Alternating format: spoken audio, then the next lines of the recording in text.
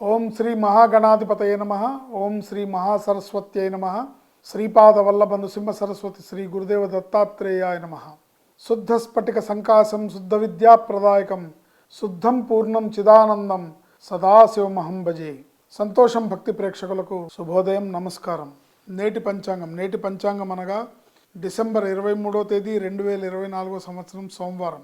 స్వస్తి శ్రీ చాంద్రమాన క్రోధినామ సంవత్సర దక్షిణాయనం, హేమంత ఋతువు, మార్గశీర్ష మాసం, కృష్ణపక్షం, తిథి అష్టమి. ఈరోజు అష్టమి తిథి సాయంత్రం 5:08 వరకు ఉంది.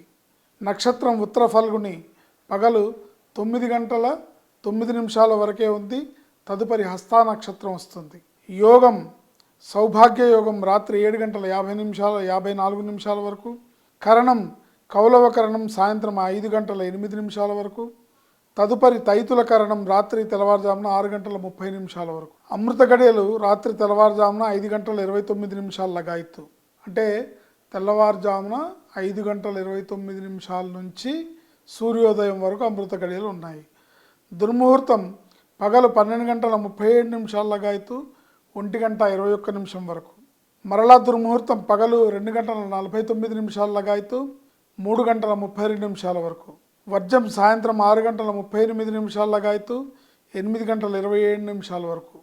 రాహుకాలం ఉదయం 7:30 నుంచి 9 గంటల వరకు.